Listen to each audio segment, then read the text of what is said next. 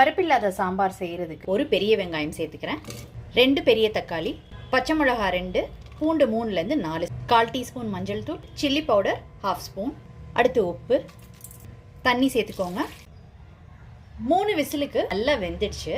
வெங்காயம், தக்காளி, பச்சை மிளகா, பூண்டு எல்லாத்தையும் மிக்சியில் கிரைண்ட் பண்ணி எடுத்து வச்சுக்கோங்க. கொஞ்சமாக எண்ணெய் விட்டுக்கோங்க. இதில் 2 டேபிள் ஸ்பூன் வரமல்லி சேர்த்துக்கிறேன், 1 டீஸ்பூன் ஜீரகம், 1 டீஸ்பூன் வெந்தயம், காய்ந்த மிளகாய் 4. இதெல்லாம் நல்லா வறுபட்டுருச்சு. இப்போ இதை ஒரு பிளேட்டில் கொட்டி ஆற வச்சுட்டு இதை பவுடர் பண்ணி எடுத்துக்கலாங்க. ஒரு கடாயில் எண்ணெய் விட்டுக்கிறேன்.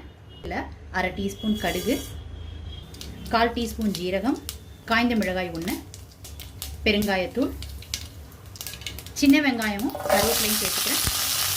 வெங்காயம் ஓரளவுக்கு வதங்கிடுச்சு. இப்போ வெங்காயம், தக்காளி வேக வச்சு தண்ணியை சேர்த்துக்கிறேங்க. வேக வச்ச தண்ணி சேர்த்ததுக்கப்புறம் ஒரு கொதி வந்துருச்சுங்க. இப்போ அரைச்ச விழுதையும் சேர்த்துக்கலாம். மிக்சி ஜாரை அலம்பி அதையும் சேர்த்துக்கிட்டுருக்கேங்க. இந்த சாம்பாரில் கடலை மாவு கரைச்சி சேர்த்துக்க போகிறேங்க. கடலை மாவு கரைச்ச தண்ணியை சேர்த்துக்கோங்க.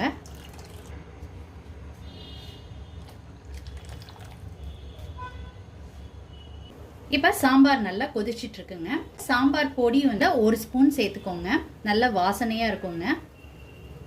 கொத்தமல்லி இலை போட்டுட்டு சாம்பாரை இறக்கிடலாங்க. அடுத்த ரெசிபி ரவா பொங்கல் தான் செஞ்சு காமிக்க போகிறேங்க. பாசிப்பருப்பை குக்கரில் வேக வச்சு எடுத்துக்கலாங்க. மஞ்சள் தூள் சேர்த்துக்கிறேன்.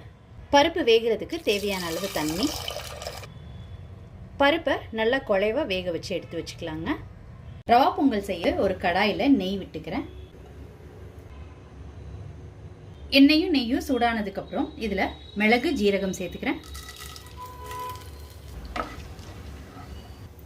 அடுத்து முந்திரி பருப்பு சேர்த்துக்கிறேன். அடுத்து இதில் கருவேப்பிலை, இஞ்சி துருவினது சேர்த்துக்கிறேன். வேக வச்ச பருப்பை மசிச்சு எடுத்து வச்சுருக்கிறேங்க, அதை இதோடு சேர்த்துக்கிறேன். இது நல்லா கலந்து விட்டு டர்மரிக் பவுடர் சேர்த்துக்கிறேன். இப்போ தண்ணி சேர்த்துக்கிறேங்க. தண்ணியில் பெருங்காயத்தூள் சேர்த்துக்கிறேன். இந்த பொங்கலுக்கு தேவையான உப்பு. இந்த ஸ்டேஜில் ரவை சேர்த்துக்கலாம். கொஞ்சம் கொஞ்சமாக சேர்த்து கலந்து விட்டுக்கோங்க, கட்டி தட்டிடாமல். ரவா சேர்த்து கட்டி இல்லாமல் நல்லா கலந்து விட்டுக்கிட்டாச்சுங்க. இப்போ மூடி போட்டு ஒரு 1 நிமிஷத்துக்கு குக் பண்ணிக்கலாம்.